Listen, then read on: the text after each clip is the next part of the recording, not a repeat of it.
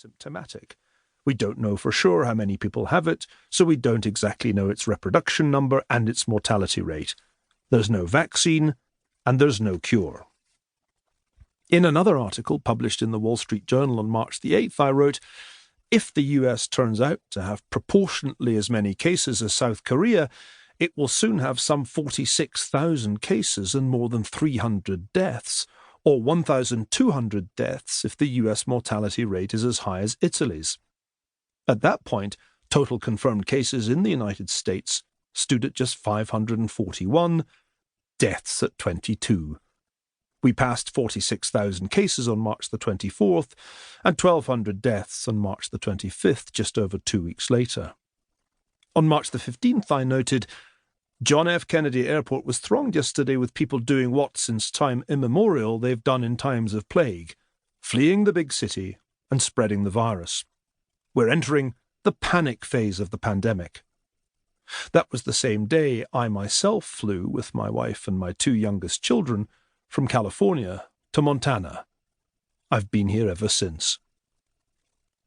I wrote and thought about little else in the first half of 2020. Why this intense preoccupation? The answer is that although my core competency is financial history, I've been keenly interested in the role of disease in history ever since studying the Hamburg cholera epidemic of 1892 as a graduate student more than 30 years ago. Richard Evans's meticulously detailed study of that episode introduced me to the idea that the mortality caused by a deadly pathogen is partly a reflection of the social and political order it attacks. It was the class structure, as much as the bacterium Vibrio cholerae, that killed people in Hamburg, Evans argued, because the entrenched power of the city's property owners had been an insuperable obstacle to improving the city's antiquated water and sewage systems. The mortality rate for the poor was 13 times higher than for the rich. Researching the pity of war a few years later, I was struck by statistics that suggested the German army had collapsed in 1918 partly because of a surge of illness, possibly resulting from the Spanish influenza pandemic. The War of the World delved more deeply into the history of the 1918-19 pandemic, showing how the First World War ended with twin pandemics, not only influenza, but also the ideological contagion of Bolshevism. The work I did on empires in the 2000s also involved excursions into the history of contagious disease.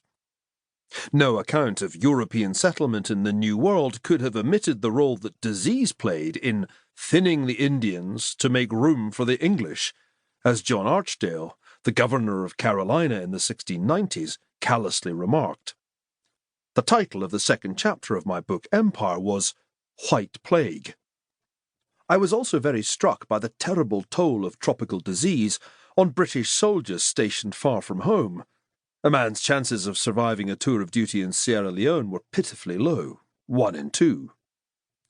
Civilization devoted an entire chapter to the role of modern medicine in the expansion of Western settlement and rule, showing how colonial regimes meaningfully improved our knowledge of and ability to control contagious diseases, without glossing over the brutal methods often employed. The Great Degeneration explicitly warned of our growing vulnerability to the random mutation of viruses like influenza, while The Square in the Tower was essentially a history of the world based on the insight that network structures are as important as viruses in determining the speed and extent of a contagion. As I write, in late October 2020, the COVID-19 pandemic is far from over. There have been nearly 26 million confirmed cases, a fraction of the total number infected with the SARS-CoV-2 virus, to judge by seroprevalence figures from around the world.